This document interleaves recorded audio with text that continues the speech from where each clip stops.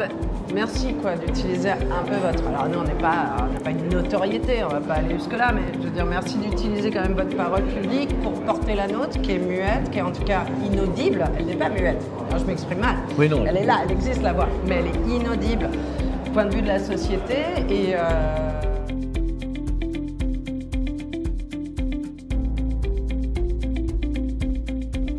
La sélection, c'est quand même... Oui, parce qu'Éric Lavoie, mais... Ouais, c'est vraiment un petit peu le hasard, je pense, mais je pense aussi qu'il y a des directions communes. Hein. De toute façon, avec Louis-Julien Petit, on s'est trouvé tout de suite d'un point de vue de réal, d'humain, d'artiste. De combat, de... Voilà. Donc oui, c'est pas très étonnant qu'on se retrouve là avec... bon alors moi, c'est vrai qu'on parle de 4 films. Éric a fait effectivement la voix... mince, c'est quoi le nom français du film? De l'autre côté du ciel et Puppet. Voilà. Ça devait être Puppet. Derrière, Poubelle, pardon, Poubelle. La réalisation de La Folie avec Marie Gillard, Alexis Michalik, Ahmed Silla, Nicole Ferroni. Et après, ce sont des participations vraiment, qui ne sont absolument pas anodines, en effet, mais sont beaucoup liées au combat militant que je mène un peu au quotidien sur le sujet de l'inceste, la pédocriminalité, les violences faites aux femmes. Donc, je me retrouve chez Alexandra Lamy en thérapeute, je me retrouve dans l'enfant de personne en travailleuse sociale de l'ASE. Bon, oui, il y a une forme de logique aussi autour de ce parcours que je mène de militantisme, mais aussi par le fait que je trouve super, moi, de participer en tant qu'actrice. C'est-à-dire que nous, on n'est pas à l'affût de... Bon, après, on acceptera un premier rôle, il n'y a pas de souci, je pense. Je sais pas. Mais c'est vrai que de participer aux œuvres des autres dans un contexte aussi militant, pédagogique, ben oui, c'est valorisant et ça fait du bien d'en être, quoi. Oui, bien sûr, je ne vais pas vous mentir. Moi, tout ce qui m'a été proposé était beaucoup autour de ces sujets. Même si là, par exemple, j'ai tourné pour Ovidie dans sa série pour Canal+, Des gens bien ordinaires.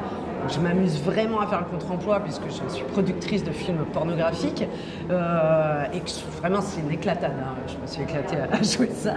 Mais c'est vrai que c'est toujours évidemment autour de ce contexte-là des dominations, des violences. Ah oui, on me proposerait vraiment un rôle complètement ailleurs. En plus, je sais que je suis capable de le faire parce que je l'ai fait avant, donc je le sais. Oui, j'irai, je foncerai, évidemment, volontiers, mais ceci dit, je trouve très important et formidable d'avoir la chance que j'ai de pouvoir participer aussi à de vrais enjeux artistiques qui permettent de éventuellement faire bouger les choses. Honnêtement, si je dois mener ma carrière, entre guillemets, sur ces sujets, défendre tout ça, je ne perds pas mon temps, quoi. Il s'est passé beaucoup de communication, je trouve. Beaucoup de communication, c'est-à-dire il y a eu beaucoup d'affiches. Après, tu parles du point de vue politique. Politique, là, voilà. Je parle. Au niveau la civil, oui, il s'est passé beaucoup de choses. Mais au niveau politique, non, il s'est passé beaucoup d'effets d'annonce. Mais voilà, maintenant, est-ce que la société civile, à un moment donné, est suffisamment puissante dans sa voice populi pour arriver à faire bouger les lignes? Bon, il y a eu 1789, c'est venu de la rue, donc peut-être qu'il se passera quelque chose. Je ne cherche pas à couper des têtes, mais à un moment donné, peut-être que ça viendra. Ouais, après c'est sûr qu'on a écrit, Les Chats et tout, j'ai écrit en 2012, on l'a monté en 2014 au théâtre. Bon, après les choses sont enchaînées, c'est vrai que 2014, tu vois, il y a aussi La Consolation qui suit Flavie, elle écrit, il y a le suicide de David Hamilton, vachement, tu vois, et puis MeToo qui arrive en 2017, évidemment, et qui fait tout exploser. Les enfants passent sous le feu des radars, quand même. MeToo, on est sur les violences faites aux femmes. Les enfants, moi, je me souviens en 2017 d'avoir été extrêmement frustrée qu'on ne se saisisse pas non plus du coup de la pédocriminalité de l'inceste dans la foulée. Ce qui a été fait l'année d'après, alors c'est en 2021, je crois, #MeTooInceste qui a suivi la publication de La Familia Grande de Camille Kouchner, merci à elle. Et honnêtement, là, on a pu se rendre compte vraiment du fléau. Mais encore une fois, c'est la parole se libère. Mais derrière, il n'y a pas de suivi, il n'y a rien. Il n'y a pas de nouvelles lois, il n'y a pas de choses au niveau, comme elle dit, en plus ça on passe sous les radars au niveau des enfants. Il y a des nouvelles lois, mais elles sont pas assez abouties par rapport à l'ampleur du fléau. Donc comme disait Eric, ouais, il y a beaucoup de com. On nous demande de libérer la parole, et ce qu'on fait. Et je pense qu'il y a aussi les espaces de témoignage devront demeurer, hein, je veux dire, et j'espère qu'il y aura beaucoup d'actions mises en place, mais les espaces de témoignage doivent être présents pour permettre aux victimes qui ne peuvent pas encore s'exprimer de pouvoir le faire quand elles le peuvent. Mais derrière, il aurait fallu quand même de vrais enjeux politiques, un peu comme en Espagne, où là, ils ont vraiment pris le sujet des violences intrafamiliales à bras-le-corps. C'est pas possible. Je veux dire, c'est comme, j'aime bien parler par image, mais c'est vraiment, d'un coup, on lancerait sur les réseaux, sur la télé et tout. Venez, si vous avez un problème de gorge, venez nous voir. Voilà. Vous avez les médecins? Non, on n'a pas les médecins, mais vous avez le droit de dire que vous avez mal à la gorge. Mais ça sert à quoi? Enfin, je veux dire, si, ça libère, mais derrière, votre souffrance, elle est toujours là, il n'y a rien. Ça risque de ne pas changer les choses, des choses qui peuvent perdurer peut-être encore plus de manière. Alors, bien sûr, après, il y a le côté de dire « Ah, mais libéré, vous allez voir que vous allez beaucoup mieux et que vous arrivez, sûrement, dans la masse de ces témoignages, il y aura une partie qui va faire « Eh bien, vous voyez, déjà, je m'en suis sorti parce que je l'ai sorti, j'en ai parlé, machin. » Mais de l'autre côté, il y en a une masse énorme qui, sans suivi, sans rien, sans jugement, c'est-à-dire sans se considérer comme victime, on passe à côté. Oui. Parce qu'évidemment, il y aurait un suivi thérapeutique dans la mesure où tu es reconnu victime par la justice, mais dans la mesure où là, si on parle des violences sexuelles, par exemple, 1% des personnes à cause derrière. 1%. Donc 1% des. Ça va, on entend très bien là, c'est lamentable. Parce qu'il y a le directeur, le président, enfin tout, le gars qui a tous les. On a que pour elle. Et c'est parfait. Moi, sa mère, elle peut plus me voir. Moi, je suis avec vous. Je ne bouge pas. Je n'entends que vous. Mon père, il a été en interview. Oui, on est en interview. Alors, je voudrais signaler comment il arrive à se rentrer dans tous les trucs. C'est le mec qui présente 14 films par jour, 17 interviews. Je ne bouge pas. Je vous laisse, je vous aime. Merci beaucoup. Voilà. Nous aussi, on t'aime. C'était très bien. C'est juste au moment où je disais que seulement 1% des personnes présumées agresseurs, 1% des personnes sont condamnées seulement. Donc ça veut dire que 1% seulement des victimes sont reconnues victimes et donc bénéficient éventuellement de dommages et intérêts ou éventuellement d'un accompagnement thérapeutique. Mais tout ça, et c'est assez fou. Souvent, je suis passée par là, procès, machin, etc. Et quand j'ai porté plainte, que j'ai été reconnue victime par la justice et que l'agresseur est quand même parti en prison, a été condamné à 10 ans, il en a fait 6, bon bref, nous les victimes, on a été reconnues, on a eu des dommages et intérêts. Et on a été sortis du tribunal, et voilà. Moi, on ne m'a même pas donné la carte d'un thérapeute. J'avais 23 ans, 25 ans. Je veux dire, tu n'as même pas une carte de thérapeute en disant, bah voilà, vous êtes dans quelle région, etc. Est-ce que, bon, du coup, tu sors du tribunal, c'est une réponse qui est sous forme de question, mais quand on dit qu'il y a 75% des plaintes qui sont classées sans suite, qu'il y a 1% des agresseurs sexuels qui vont faire une peine. Ce que je me pose comme question, c'est peut-être qu'Andrea a la réponse, parce que je me disais, mais parce que là il y a tout d'un coup une dichotomie, c'est sur ces 1% d'agresseurs qui sont classés, combien il y en a, est-ce qu'ils font partie de ces 75%? Je recommence. Non, c'est 1%. Parce que ça, non. Il y a une plainte déposée pour viol. Là, il y a 75% qui vont être... C'est acté crime, c'est jugé en cour d'assises. Donc, dans ce qui reste. Donc, ça veut dire que c'est pour ça que je dis ça, c'est qu'il y a 75% classés sans suite. On va garder le reste, donc 25%.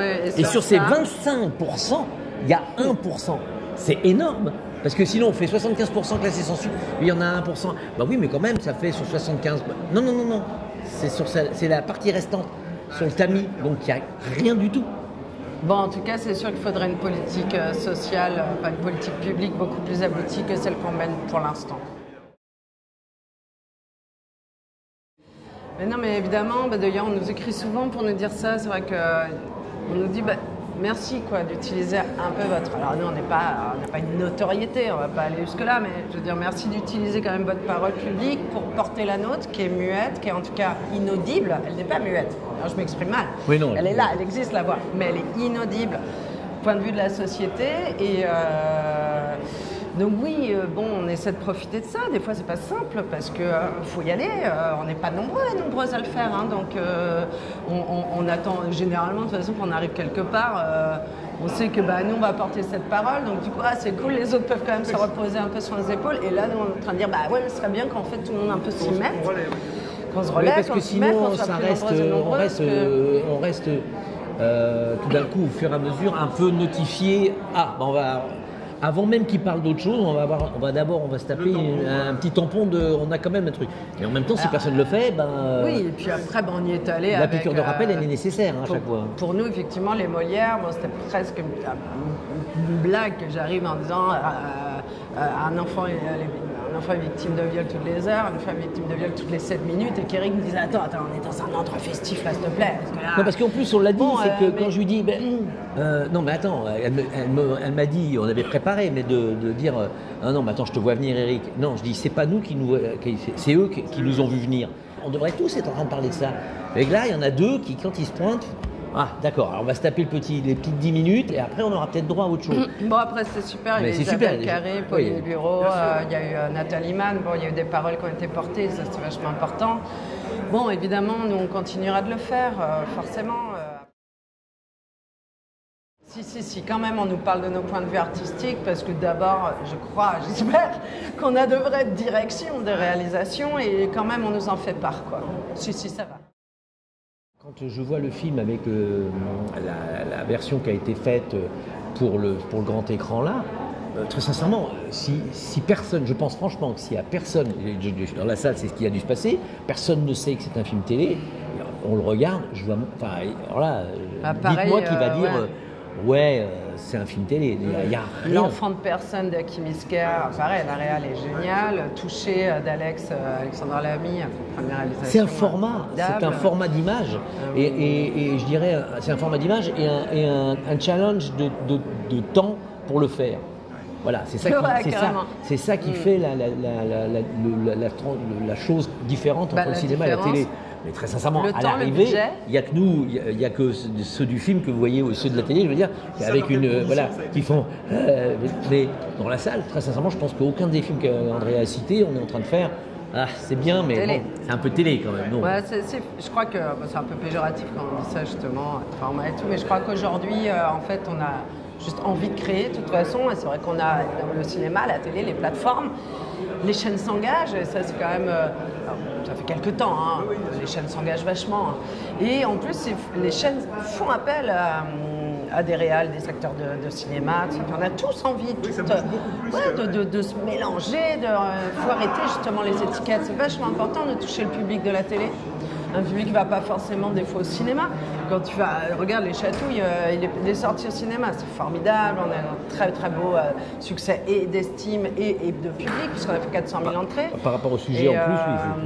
Et en plus, la première journée des Gilets jaunes, ça faisait beaucoup. C'était pile à cet endroit. Et 3 ans après, on passe sur France 2 et on fait 3 600 000 téléspectateurs. C'est extraordinaire. Même par rapport à la pièce. Donc, la pièce en elle-même, en une soirée, on n'aurait jamais fait 3 000. Enfin, je ne sais pas combien, elle aurait un certain âge, je dirais, que si pour arriver à ça y est, Eric, on a fait 3 500 000. Bien, dis donc, il en faut des représentations.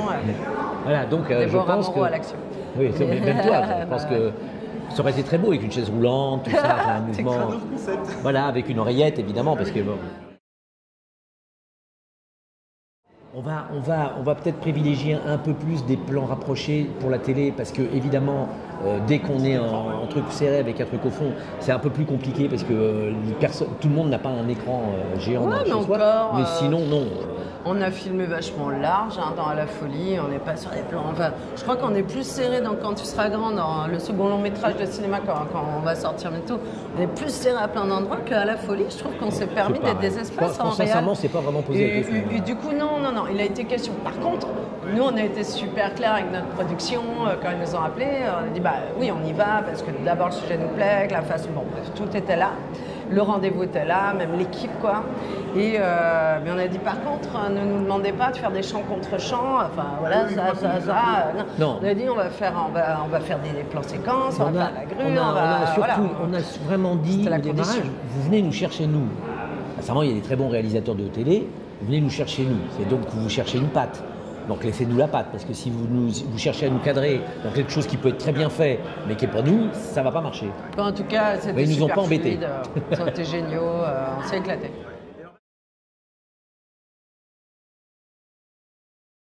Je crois que le cinéma a un petit peu peur aussi en ce moment, donc il s'est dit oulala, faisons de la comédie, des choses un peu enjouées. Quand vous êtes tapé 2 ans de Covid, je crois que... Le cinéma va pas très bien, mais je pense que là on le voit aujourd'hui quand même. Je te dis que les gens ont envie de voir des films, donc je pense qu'il faut qu'on arrête peut-être de se raconter que les gens ont envie d'aller au cinéma que pour voir des Marvel et de la comédie. Je crois que c'est pas vrai. Je crois que les gens ils ont envie de voir des œuvres artistiques, ils ont envie de voir du cinéma, mais il faut arrêter de leur faire peur avec le cinéma d'auteur aussi, leur dire que c'est trop intellectuel, je sais pas, non c'est pas vrai, le cinéma d'auteur très léger, très accessible, le dire, nous, les chatouilles c'est extrêmement accessible, à la folie aussi, donc je pense que... Non, je pense que les gens, il y a un bon film, voilà, bon, maintenant je dirais, c'est pas, le problème il est moins de dire est-ce que les gens ont envie de voir du grand spectacle ou de voir un truc. C'est simplement que c'est sûr qu'à la sortie d'un film, je dirais intimiste ou un film d'auteur, le battage médiatique il est quand même franchement moins important. Donc c'est sûr que quand vous allez voir Maverick, vous savez déjà, vous n'allez pas vraiment trop vous poser de questions, et deux, il y a eu un battage médiatique tel qu'entre ça et même la Palme d'Or, je pense qu'on verra, mais il n'y aura pas un battage médiatique similaire. Ouais, puis je pense que les différences sont les budgets aussi. Hein. Le cinéma, c'est quand même des gros budgets, donc il y a aussi une frilosité par rapport au coût, ce qui est logique, mais je pense que les financiers... mais un très bon film d'auteur dans un ascenseur avec une caméra, ça peut être génial. Maintenant, je ne suis pas certain, dès le départ, les distributeurs feront, on ne va pas non plus lancer le gros truc pour un film qui va... Mais je pense que c'est un peu une bêtise. Je pense qu'il faut avoir une nouvelle réflexion. Vraiment une réflexion de comment on gère les choses, parce que tant qu'on n'amènera pas les gens à aller voir quelque chose et qu'on amènera les gens à aller voir qu'une certaine forme de film, les autres, évidemment, on va aller voir ça.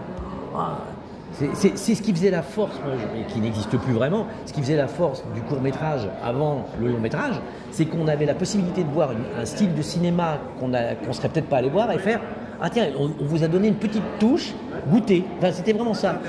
C'est pas dégueulasse, dis donc. C'est qui lui? Ah ouais, tiens, s'il fait un long-métrage, j'irai le voir. Tandis que là, il n'y a plus ça, il n'y a plus rien. Donc évidemment, ça manque. Tu racontes? Je vais essayer de faire un pitch très très rapide parce que c'est pas vraiment le. Mais en réalité, on avait envie de faire un film sur les soignants, le rapport humain d'humains des oubliés. C'est-à-dire les enfants dans notre société sont quand même des oubliés, ce que disait André, même sur les victimes, on passe sous la table. Et puis de l'autre côté, nos anciens qui sont sortis du système économique et qu'on oublie aussi de la même façon. C'est-à-dire on oublie les deux extrêmes, ceux qui n'y sont pas encore et ceux qui vont y rentrer. Donc tout se passe dans un EHPAD. Tout se passe dans un EHPAD. Et le principe est, la base même était le fait que dans cette ville, cette petite ville, une cantine scolaire était en inondation.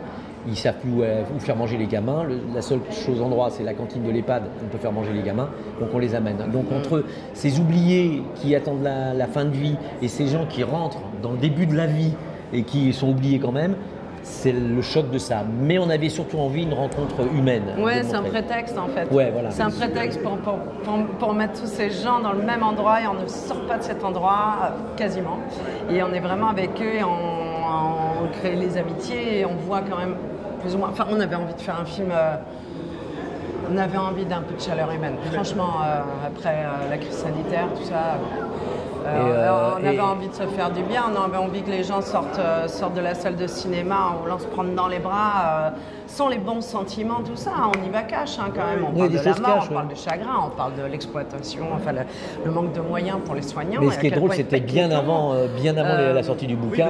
Bien avant. Ouais, complètement avant. Mais on sentait qu'il y avait c'était terrifiant ce qui se passe. On l'a pas. Donc voilà, cette rencontre entre la jeunesse et les gens qui arrivent, les gens qui partent, et au final, j'aurais vu des documentaires et en fait c'est très troublant, il y a des thérapies comme ça qui sont faites. Ils font un peu de ça. Ça commence maintenant, l'intergénérationnel à l'intérieur des EHPAD, ils le font. Ils le faisaient avant Covid, ça s'est évidemment arrêté totalement. Et là, ils reprennent avec beaucoup de frilosité quand même, parce qu'en plus, comme ça remonte apparemment. Alors que les deux apprennent quelque chose. Il y en a qui connaissent tellement tout de la vie. Et de l'autre côté, il y a des gens qui arrivent avec une énergie de gamins, de machin, et qui peuvent en donner aux anciens. Voilà, on avait envie de parler de ça. Mais on s'amuse bien, on rigole bien avec ça aussi. On voulait saluer le travail du personnel soignant, des EHPAD, ces personnes qui ont été quand même livrées à eux-mêmes et à elles-mêmes et qui sont encore pire, parce que 1 milliard d'économies sur l'hôpital l'année dernière, évidemment, ça se paye par l'humain.